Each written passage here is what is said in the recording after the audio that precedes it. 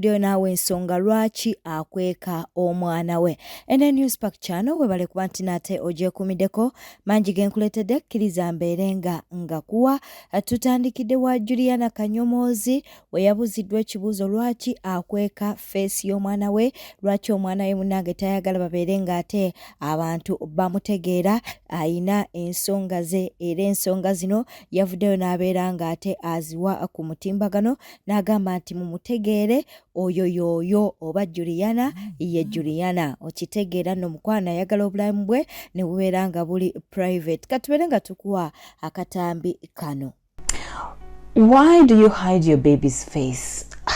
Guys. All right, let me say this. Because hide would almost mean like you're trying to hide something that's not nice or something that you're not proud. Hide is just not a word I like. And I've noticed that you guys use it a lot, on my platform, saying, why do you hide Taj's face? I don't hide his face, so to speak. What I do is I just have, for anyone who's followed me for a long time, I'm a very private person. I am, I'm very particular when it comes to what I reveal, when it comes to what I share publicly. And for anyone who's known me as a public figure will tell you that even all the way as far as 2000, when I joined the music industry, I tend to like to keep certain slices of my life private, and that's just how I live it, and that's how I find my peace. So when it comes to my baby or my children or my family, and I say children because even for Karen, for those who were following closely, I rarely brought him out in the public. And of course, when he got older, I was able to take pictures and post them and stuff, but that was still once in a while. I liked to, respect his privacy. And so it's the same thing with Taj. There's nothing about hiding him for some strange reason. No. I just choose to keep him private. I just choose to keep my family life private. And that includes his father, because as I speak about Taj, let me bring that in as well, because I've noticed you guys have been obsessive over that. Like, who is his father? Who is his father? Why don't you tell? That is my private life, and I kindly ask that you respect it. He is a very private person, does not like, being in the limelight. He loves his privacy, and I respect that, but I also love my privacy as a family. That is why you've never known or seen him, even though he's been in my life for the last 7 years. Yes, 7 years. Yeah, 7 years. So that's just who I am. So I kindly ask that you understand that, and at some point, of course, I know you will meet him. I'm talking about Taj. You will meet him at some point. But right now, as a baby, for me, it is so important to protect his privacy. And that's just it. That's just it. Nothing else. Hope you understand that. Yes, subscribing, liking, lekawo bakabwawo mu comment section naye nga ani yatta Honorable Osegirinya. Ani yatta Honorable Osegirinya. Twagala tuddukeko ewa Eddie Mezaya avuddeyo n'aleeta bwino ku baani abateeberezebwa okuba nti naate be batta Honorable Osegirinya, ate nga munnange mbu baagala na kubeera nga bajjawo Shamimu Malende, mbu era baagala kubeera nga bajjawo ne Sami the Mighty. Okitegeera nno katubeere nga atumukuwa. Lumbuye Wumalukisekka ne Waiswa Mufumbiro be batta Segirinya Muhammad. Era Lumbuye Wumalukisekka, Waiswa Mufumbiro n'abawagizi ba NUP ba Foot Soldiers be baagala okutta Sami the Mighty family. Era Lumbuye Wumalukisekka kojja omugezi Waiswa Mufumbiro n'aba NUP abalala ba Foot Soldiers be baagala okutta Shamim Malende. Buli muntu yenna afuna ekizibu eky'obulwadde oba ekizibu nga kyetaagisa financial help, oyo bamwegaana mu kibiina kya NUP, n'afuuka omunyampi, n'afuuka omukozi wa President Museveni, n'afuuka omukozi wa General MK, era n'afuuka mbega. Bannayuganda mwenna njagala mujjukire omusajja Honorable Segirinnya Muhammad bwe yalinga anoonya obuyambi, amazima yabulwa, era n'anoonya Honorable Muhammad Nsereko owa Independent amutaase. Honorable Muhammad Nsereko n'afuuka whistleblower, ensonga ya Segirinnya n'egenda mu maaso. Omwami Lumbuye abeera ettake, Umaru Kiseke South Africa, kojja omugezi abeera Ireland, ne Waiswa Mufumbiro Omusoga ne bakubamu omusumaali ogusembayo ogwateeka Honorable Muhammad Segirinnya mu keesi.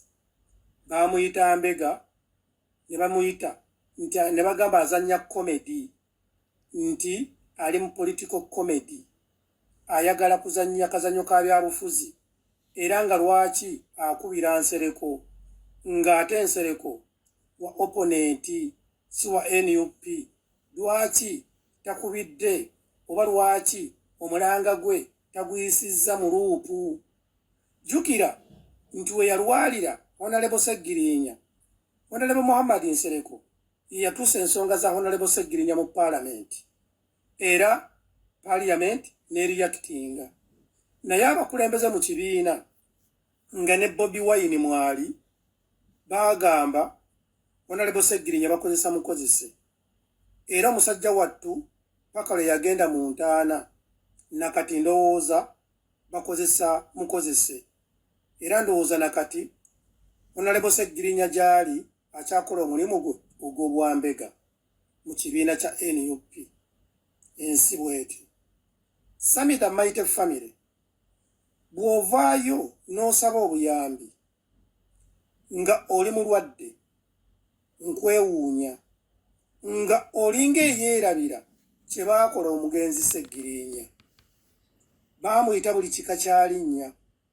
Naawe kennyini Sami the Mighty Family weenyigira ku bantu abayita Segirinnya mbega, era n'omunenya okukolagana ne Honorable Nsereko. Naye essaawa zino naawe kennyini bwe wakwata akasimu ng'olaba abantu abayinza okukuyamba okuva mu mbeera gy'olimu, wanoonya munna NRM Bebe Cool. Sebo, nza bambuuze, mu NUP temulimu wayina kasente, temulimu bamemba ba palamenti basobola kukuyamba. Lwaki wanoonya Bebe Cool owa NRM? Ekyo nno Sami, ekyakunoonyesa Bebe Cool owa NRM kye kyanoonyesa Honorable Segirinnya omugenzi Honorable Nsereko. Ensi bw'etyo bw'etambula. Bwe tweyongerayo nga tukyali ewa Edimeza ya maama wa Chicken amutaddeko akazito oluvannyuma lw'okuvaayo n'alyoka agamba nti Chicken munnange taata we si ye nnamba emu. Avuddeyo n'ateekawo ssente n'amugamba aleete taata wa Chicken omutuufu, oyo gw'agamba gw'amanyi. Edimizaya, watugambye ennamba emu si ye taata wa Chicken, era wasimbyewo omukono gwo bagutemeko. N'oteekawo ne maama wo kumutta. Gwe wabyeyogeredde, kati mbadde nkusaba. Nze nsimbyewo miliyoni 10. Otuweeyo akafaananyi ka taata wa Chicken gw'omanyi. Gwe taata wa Chicken gw'omanyi nti ono ye taata we. Mbadde nsaba otuweeyo akafaananyi ke. Mumuntagingire. Mumuntagingire Edimizaya. Njagala atuweeyo akafaananyi, nsimbyewo miliyoni 10. Atuteereyo akafaananyi nti oyo ye taata wa Chicken. Era tuweeyo n'ekifaananyi kya mutabani wa nnamba emu omukulu. Amutuwe abo abaavuddeyo ne boogera nti taata otuleetera ekizibu mu kika. Kati njagala otuweeyo ekifaananyi kya mutabani wa nnamba emu omukulu.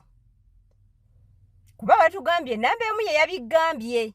Bwe watugambye n'olayira era n'otugamba gwe oli musajja mukulu. Ensi yonna ekwesiga kubanga oyogera amazima. N'otugamba ebyama ebyo okubeera nga nnamba emu si ye taata wa chicken obimanyidde emyaka 2 kati nze mbadde nkusaba otuweeyo akafaananyi kamu kokka bwe kati nsimbyewo miliyoni 10 okatuteerewo otugambe nti oyo ye taata wa chicken ali eyo mu Sakala gye yasiraanira ono si ye taata we bamwesibako tuweeyo akafaananyi. Okugenda obugenzi gye bazaala chicken tekyetaagisa ssente nnyingi. Bw'olinnya takisi ya 7, bw'olinnya booda baba bakusedde bakuggyako emitwalo 2 ku gumu kitundu okuva mu ttawuni. Kati tubadde tusaba, nze nsaba nga nze ofune wa booda agende ku kyalo gye bazaala chicken akubeyo akafaananyi ka taata wa chicken eyo mu Sakala gy'ali akatuteereko waneeno miliyoni 10 weeziri. Oyinza okuba oyina nnyingi naye ayina yayongerezebwako. Ayina yayongerezebwako. Kati kwezo z'olina kwenjagala nnyongere miliyoni 10 kashimane. Tuteerewo kafaananyi kokka totukubira toleeta muntu nti yoono gwe tukubireyo akafaananyi okatuteerewo ku social media engeri abantu gye bakwesiga ennyo nga bakumanya oyina amazima ate ennamba emu ye yakugambye nti nno si ye taata wa chicken. Kati tubadde tusaba otuteerewo kwo ku kifaananyi kuba wakoze vidiyo nnene ate nga nnyingi seemu. Kakati tusaba otuteerewo kafaananyi mukulu Edimizaya bakuntaagingire. Miliyoni zo 10 weeziri gwasotterawo akafaananyi. Kiwulidde mukulu? Nga gwe omusajja omukulu gwe watugambye nti gw'oli musajja mukulu bakwesiga oyogera mazima. Era soose ezizo ziba na mazima meereere. Kati nsaba bakuntaagingire otuteerewo akafaananyi kano okuteerewo akafaananyi ku social media ensi ekalabe. Balekerawo okuyita nnamba emu taata wa chicken ng'ate gwe omanyi taata wa chicken omutuufu. Tolaba nga kyekisinga miliyoni 10. Sarah Short munnange yeetaaga essaala tali bulungi agenze ku mutimbagano n'alyoka agamba nti mumusabire kubanga ate embeera si nnungi. Oyo gw'oli mu kulaba awo mu katambi ng'agezaako okutambula naye ng'ate embeera ye si nnungi nnyo. Twongere okuba nti nno tumusabira. Subscribinga, likinga, leka obubaka bwawo mu comment section. Twagala tubeere ng'ate tukutwalako eno. Tugenzeeko ewa Honorable Shamimu Malende. Munange bavudeyo ne balyoka bagamba nti mulwadde era ng'akyali Nairobi y'ensonga lwaki mbu baamutaddeko Zahara akatambi kaakano. Banda bange Honorable Malende mulwadde. Honorable Malende mulwadde. Mama Kampala mulwadde. Ali Aga Khan Nairobi. Nze kennyini nagenda ne mulaba isika najirya naye. Kati mukulundu wabayogeranga tosinza na kunsinga kumwagala. Naye olw'okuba nti tuyinza fiirwa mumanyi tuyinza fiirwa kifo ekyo. Mala kati tuyinza n'otuuka ogenda okwewandiisa kubanga tubuleyo emyezi nga 3. Baddemu okuwandiisa ekifo kye ate ne tukifiirwa nga taliiwo. Olaba yafiiriddwa ne muzeeyi yasobodde na kuziika. Kwazina mulwadde kulembe tasobodde kuziika. Okitegeera tasobodde kuziika. Mukulembeze mulungi talina yadde enziro talina yadde obuzibu naye mulwadde kubanga so era abagambye nti agenda mala emyaka 3 ng'ali wansi talina kimutataaganya ng'ali awo. Baganda bange onale baludde nno nga mulwadde obutono baamukuba baamukosa nga mulwadde. So olw'ensonga eyo buli omu alina endowooza okuwagira omuntu gw'aba ayagadde. Nze ne wenkuba simu kati ate tebakyakwatira ddala simu ye. Owulidde nabatera okumuwuliza fena tukimanyi mugonvu ku mutima.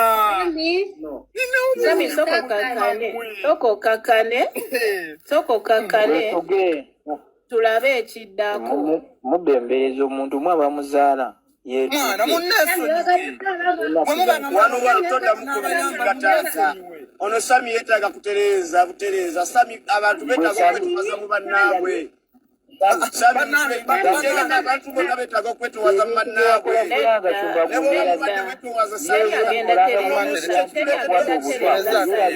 kuvaamu omusaayi. waba yagala kusimbira teri asobola teri agenda kutereza ebitiwa byabwe genda mumuleka asooka ayogere byonna byayagala wanaawulira nti abimazeeyo ffe tujja kwogera musooke agenda kwogera kati nedda gwe muleke ayogere mwe mumuleke mwe muleke ayogere ngenda kuyiwa live ngenda giyiwa wano njogedde naawe n'ogamba bafaani bange abali ewuwo baagala kulaba oli mu ddwaliro ki okitegedde n'enzijano nenkugamba teekako eddwaliro lyendimu lirino woba wankyukakyuka buli omu olimanyi wetujjanjabira abantu najja nammwe bulijjo nwanirirammwe mulwane ebyammwe nedda sami mwana nze nfuye kakkana muganda wange byagala nfe bufi ye kenyini yeyeteeka bojja okuteesa ole n'akatambi wano mu neesonyiwa abeekyukakyuka n'eddwaliro ndyesonyiwa ninde nfe tebagane n'asozekawo okusula lwatamanyi nti wano buli komuledi alekawo n'awo okusula n'adduka n'abeera mu bifuuko olw'okwetaasa kisami ndowooza olaba ebintu byo tebikwatagana n'ogamba tolina wakusula ekizibu lwaki abantu bakubuusabuusa wekyanga nnyo muganda wange mumbuza mbagamba bujjanjabi ate n'obujjanjabi buzira kati kakkana sooka okakkane sami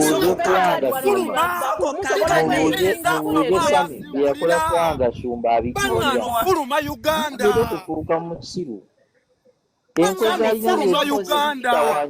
bwete ettambudde obadde mulabi mulungi wolekwekubira ku Newspark channel kankusaba obeere ng'osubscribinga olikinga n'okuleka obubaka bwawo mu comment section. Beera bulungi, weeraba.